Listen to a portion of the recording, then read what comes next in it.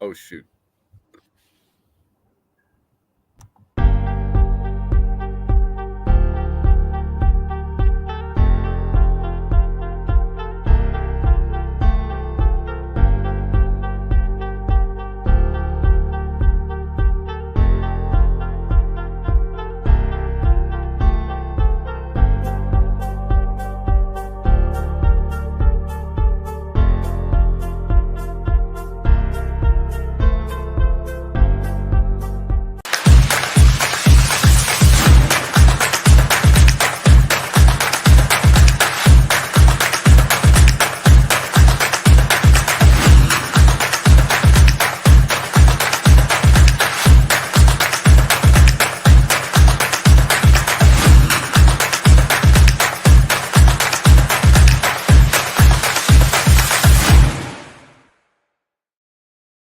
Hey guys, welcome back. TJ McCormack, world's greatest roofer, community manager for Roofer, and the presenter for Rise, a Roofer Roadshow coming to Fort Lauderdale and Houston in a couple of weeks. I got Corey Combes here from South Shore Roofing.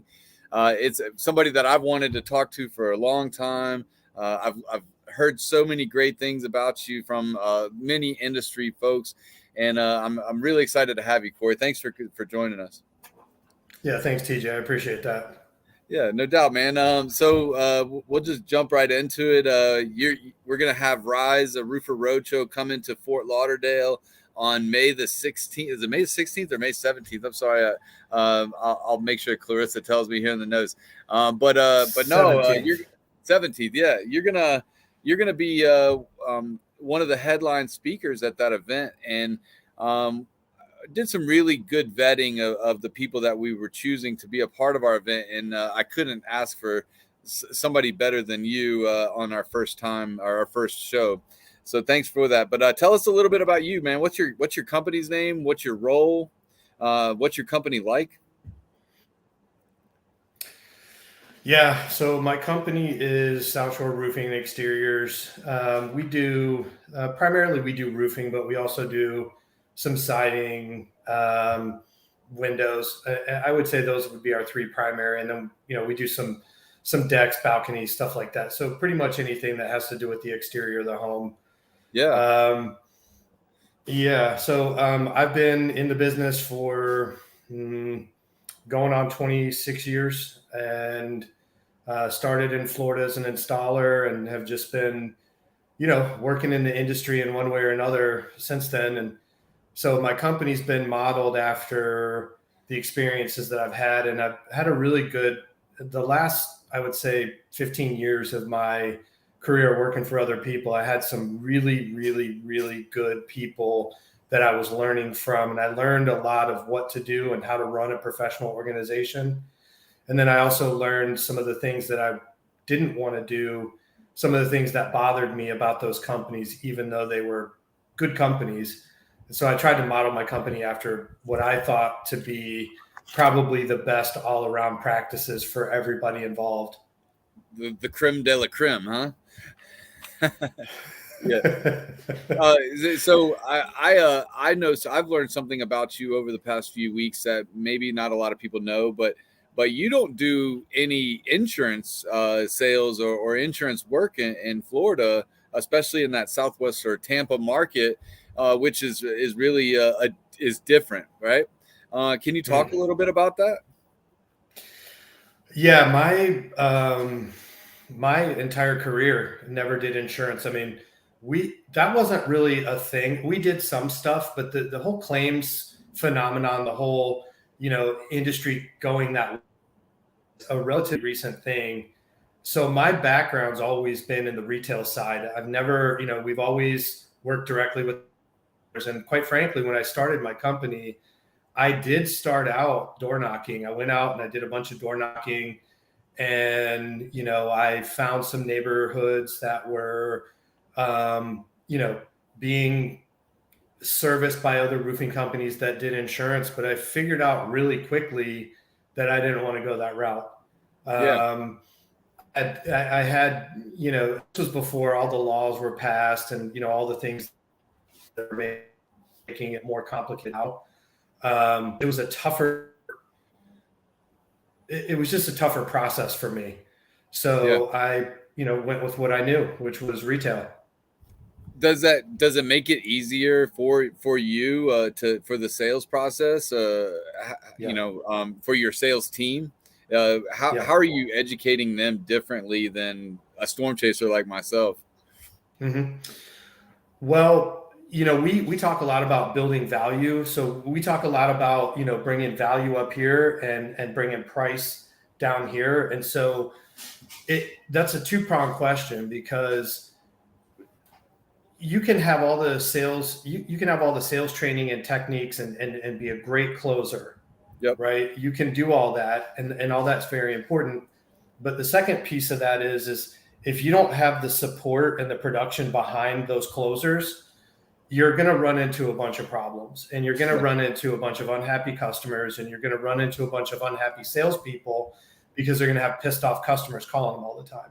Yeah. So not only do we teach our sales guys how to be closers, we have a great sales process, and I'll tell you how I learned about sales here in a second. But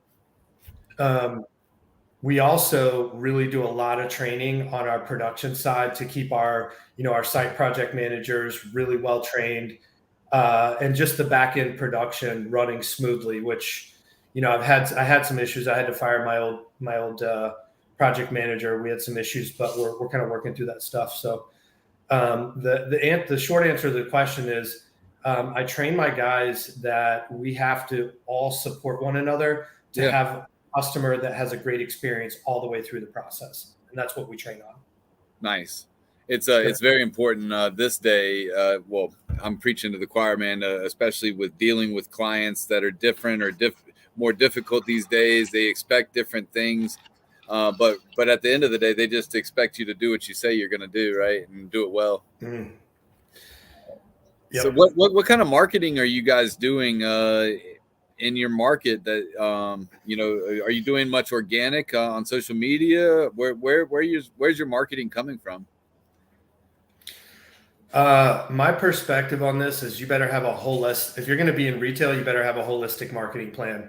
Yep. And that means you better cover everything that you can possibly cover. So we do digital, we do social's probably the one that I've neglected the most, Right. To be honest with you.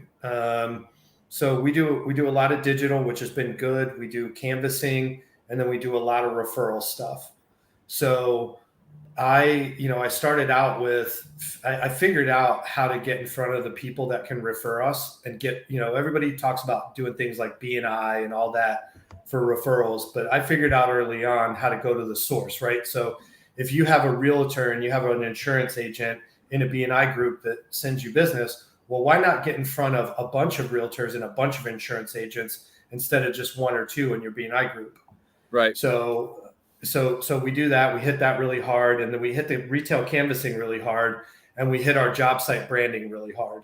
So those are, in the digital, we do really well with that as also. So those are the four main channels that we hit. But this year, I'm really working on going really hard on the social, because that's probably where we have the most room. I think that I'm going to talk to Richie, and he's going to send me down, and you're going to hire somebody, and I'm going to train him for you for free. Social for you.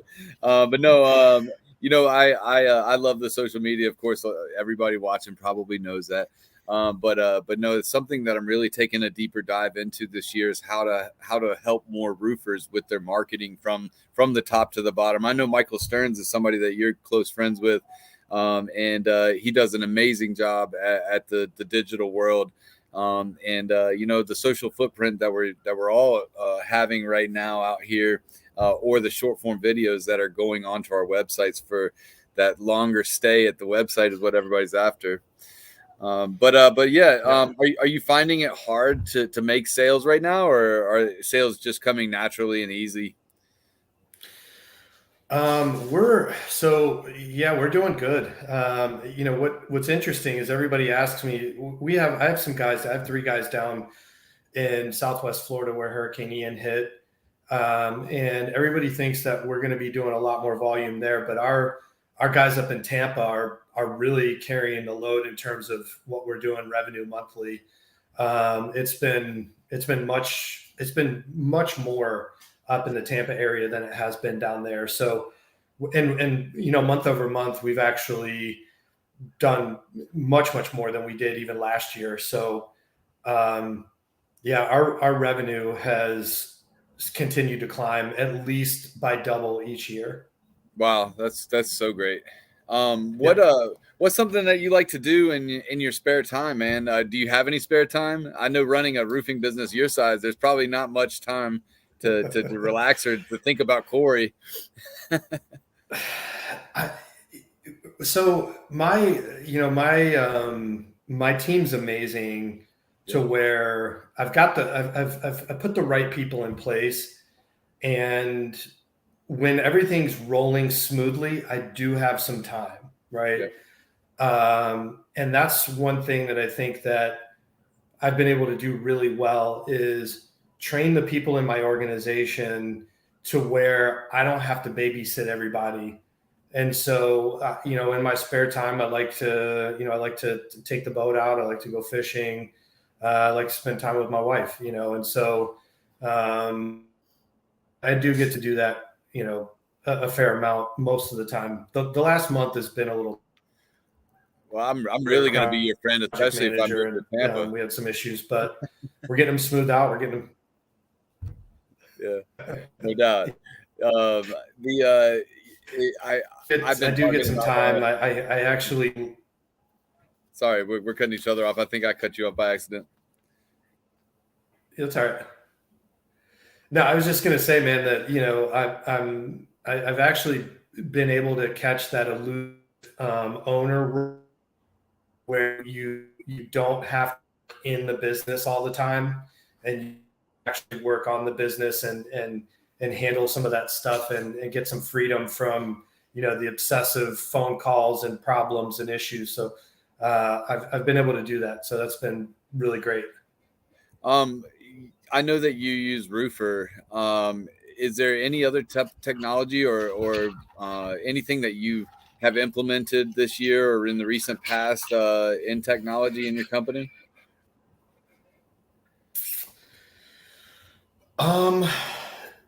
No, every time Roofer launches something new, we change our process to start using that, because when you guys launch something, it's usually really well thought out and works really, really well. So I would say the thing that I've adopted recently has been the measurements to proposals. That's been huge for us. But we've had a CRM since day one. We use our CRM like it's intended, and company came in Roofer. Yeah. The CRM is coming, but not a lot of people know that we are more than measurements. That's one of the things that I always like to make sure I touch on is that we are measurements. We're digital sales proposal. We have a beautiful instant estimator tool. And then the CRM is coming. But like Corey's saying, our team really does a good job of the thought process before rolling out a product. We want to be that tech stack that everybody in the roofing industry uses, right? How much would you say that technology has changed in the roofing industry over the past few years? It's not even, it's like comparing a Volkswagen to a Ferrari, man. It's not even close. Yeah. Right. It's changed a lot. I've been at Roofer now almost 7 months, and every day that I go to work and I see all of the things that are changing or the people working, I'm like, wow, this is just crazy to think that we have 105 employees at Roofer. Can you imagine how many other technology companies out there are working to try to better the roofing industry as well? It's kind of crazy to think about, but yeah. Yeah, I've been fortunate. Pete McKendrick was he was my onboarding trainer for the CRM that we use when we started using it. So I've had a long-standing relationship with Pete and with Richie, and so a lot of times they'll kind of float some of the stuff that you guys are working on by me and say, what do you think about this? So I've been really fortunate to be a part of some of that development stuff, and you guys are getting it right. I'll tell you that. That's one thing that I like most. One of the things I like most about working here at Roofer is uh, we're not just a company that's shut off to the world, right? Like Richie's the first one to pick up the phone and call a roofer to ask their thoughts, like what you're talking about with you. And I don't know how that guy does as much work as he does. I promise you, with all the employees, and I know all of the stuff that we've got going on, and like I'm sure he's watching right now and he's on vacation, but that guy is something else, man. And that leads me to my next question. What's your culture like in your company? I mean, the culture we have at Roofer. I know that everybody that loves Roofer, they typically have a great culture. Yeah, my perspective on culture, on the company culture, is first and foremost, your team has to know that you're going to get in the trenches with them if things go south, right? Yep. They have to trust you. That's the biggest thing. They have to trust the people that they work for, that you're gonna take care of them, and you're going to make sure they have what they need and they can count on you. And so that's number one. And my team knows that, whenever there's something going on, I always answer my phone. I always get in there and help them solve it. And when there's something going on that is negatively impacting either one or more people in the company, we figure it out, and we figure out how to make sure that doesn't happen. So the misconception, I think, that goes around, and I even suffered from this, was that if you have a great culture, you don't ever have any problems, which isn't the case. No. Right.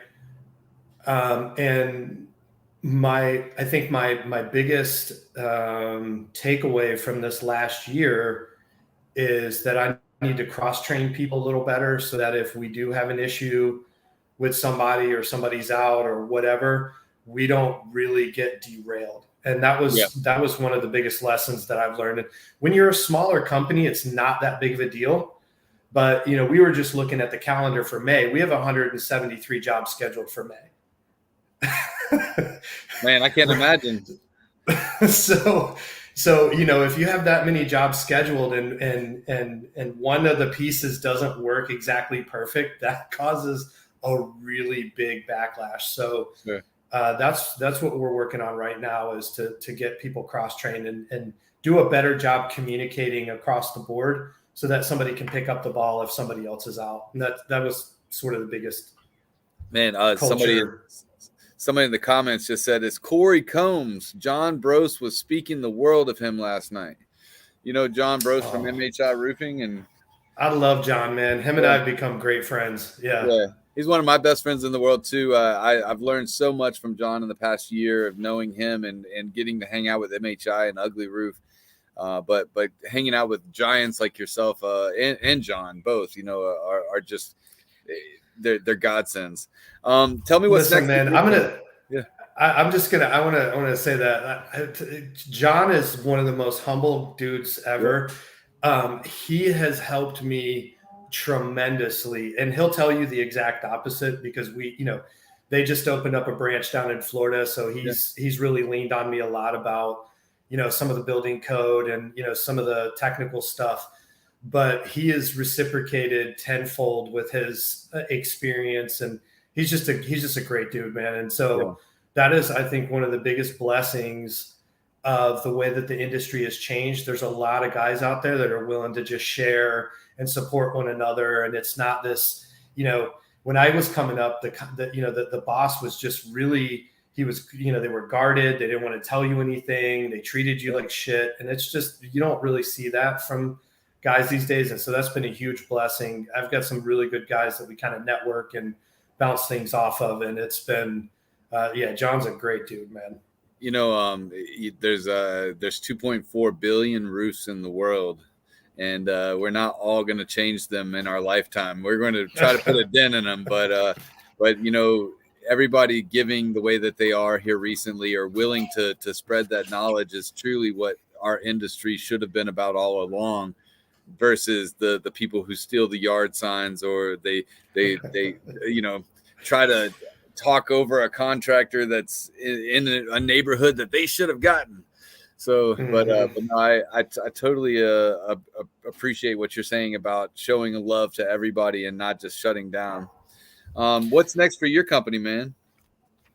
Um, I'm just really working on, man, I'm not really sure how to answer this. Stearns and I Yeah, had this conversation because, in the spirit of being, um, helpful and, supportive with other people in the industry, I've also gotten a little salty about some of the people that continually screw over the homeowners and provide crappy service and yeah, really cloud the industry. yeah, So what's next for me? Revenue wise, I don't want to get any bigger. We don't need to get any bigger. I'm doing sure. plenty. I want to drown those people out and elevate the people that are doing a really good job, and really increase the quality of my market. Right. That's what's next for me. Yeah, yeah.